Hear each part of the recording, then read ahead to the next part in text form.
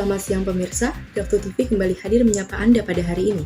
Saya Raisya Fibrila Perwitasari sebagai reporter. Saya akan menghadirkan sejumlah kabar terbaru yang akan menemani makan siang Anda. Di antaranya adalah penyakit menular HIV/AIDS yang sudah marak terjadi di mana-mana. Sebagai informasi saja bahwa penderita AIDS ini atau HIV juga terus meningkat jumlahnya di Indonesia sekitar 300 ribuan orang yang terjangkit oleh HIV. Namun demikian, banyak masyarakat yang punya persepsi salah tentang HIV dan berpikir bahwa penyebarannya hanya lewat masalah intercourse atau juga hubungan seksual. Namun sebetulnya ada banyak hal yang harus kita tahu tentang bagaimana penyebarannya dan tidak seperti yang kita bayangkan. Untuk itu kami berikan kepada Anda fakta HIV. HIV adalah virus yang menyerang dan merusak sistem imun atau kekebalan tubuh. Jika sistem imun ini rusak atau lemah, penderitanya akan mudah terkena berbagai macam penyakit. Kumpulan penyakit inilah yang disebut AIDS atau Acquired Immune Deficiency Syndrome. Berikut ini informasi mengenai penularan HIV berdasarkan HIV/AIDS booklet yang dikeluarkan oleh UNICEF. HIV bisa hidup dalam cairan tubuh manusia. HIV dapat hidup dalam darah, cairan vagina, cairan sperma, dan air susu ibu. Nah, karena itu HIV hanya menular lewat cairan tubuh. Penularan bisa terjadi lewat hubungan seks dengan pengidap AIDS, hubungan seks yang dilakukan dengan pasangan yang berganti-ganti dan tidak menggunakan alat pelindung seperti kondom dapat meningkatkan penularan penyakit ini. Ini yang sering salah kaprah ya. Nah, kemudian HIV bisa ditularkan melalui kontak darah atau luka dan transfusi darah yang sudah tercemar HIV. HIV juga dapat ditularkan melalui penggunaan jarum suntik atau jarum tindik bersama atau bergantian dengan pengidap HIV/AIDS. Terakhir, penularan bisa terjadi melalui ibu yang terinfeksi HIV kepada bayi yang dikandungnya. Nah, namun Anda pun harus mengetahui HIV tidak akan mengular lewat gigitan nyamuk ataupun juga aktivitas bersalaman, berpelukan, makan dengan piring dan gelas yang sama, serta tinggal serumah ya dengan pengidap AIDS. Nah, ini banyak orang yang salah kaprah akan hal ini. Banyak orang yang melihat penyebaran AIDS itu lewat salaman, lewat pelukan, komunikasi dengan mereka. Padahal kenyataannya tidak seperti itu. Tidak semudah stigma-stigma negatif yang muncul di tengah masyarakat ini.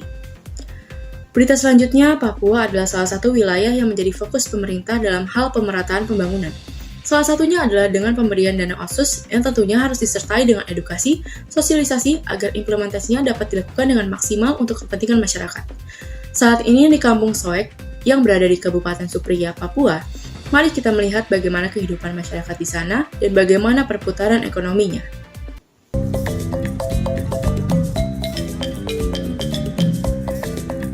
Kondisi rumah masyarakat dan infrastruktur yang kurang layak, air bersih yang sulit diakses, hingga fasilitas pendidikan yang kurang memadai, membuat Kabupaten Supiori tertinggal dibandingkan kabupaten lain di Papua. Selain pembenahan fasilitas pendidikan, warga meminta agar pemerintah setempat segera membangun jembatan serta dermaga perahu nelayan yang layak dan lebih kuat. Warga juga meminta fasilitas penunjang ekonomi masyarakat yang mayoritas bermata pencaharian nelayan.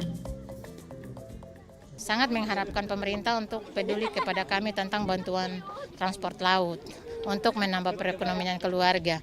Andai kan kalau perekonomian keluarga sudah difasilitasi dengan alat tradisi yang canggih, yaitu fiber dengan perahu Johnson, dengan minyak bensin dengan harga yang mungkin mau dibilang murah ya, berarti tidak perlu masyarakat berteriak pemerintah tentang bantuan, mengharapkan uluran belas kasihan pemerintah lagi. Mereka sudah bisa mencari makan sendiri. Anggota Komisi 1 DPR RI Dapil Papua, Yan Permenas Mandenas, akan mendorong pemerintah pusat mencari skema pemberian subsidi agar pendidikan dan layanan kesehatan gratis bagi orang asli Papua lewat dana otonomi khusus. Yan juga mendorong agar pemerintah mengalokasikan anggaran untuk memenuhi sarana prasarana penunjang perekonomian masyarakat, juga penyediaan rumah layak huni. Ya, selain pelayanan kesehatan, tapi juga pendidikan gratis, ya, kemudian juga aspirasi dari para nelayan di sini untuk dukungan motor tempel dan perahu fiber. Tentunya kita akan lanjutkan ke Menteri KKP untuk memberikan alokasi buat masyarakat yang ada di pulau-pulau terluar ini. Ya, kemudian juga infrastruktur, mereka minta untuk rumah layak huni untuk kita bangun di beberapa kampung-kampung. Ya. Rumah layak huni memang dari tahun ke tahun dialokasikan, tapi memang dengan jumlah warga negara yang cukup banyak ini 300 sekian juta hampir, memang tidak cukup juga. Tapi secara bertahap mudah-mudahan di Papua ini bisa terbantu dan Kabupaten Supiori merupakan wilayah terluar yang berbatasan dengan Samudra Pasifik, Selat Yapen, Selat Aruri, dan Kabupaten Biak Numfor. Adapun perairan Kabupaten Supiori memiliki potensi perikanan yang besar karena terdapat berbagai jenis komoditi hasil laut bernilai ekonomis tinggi. Pemberian dana otonomi khusus langsung ke kabupaten kota di Papua diharapkan implementasi dana otsus lebih maksimal dan tepat sasaran. Sekian berita yang dapat saya sampaikan pada hari ini. Saya Raisya Fibrila Perwitasari selaku reporter izin mengundurkan diri. Selamat siang, selamat beraktivitas kembali.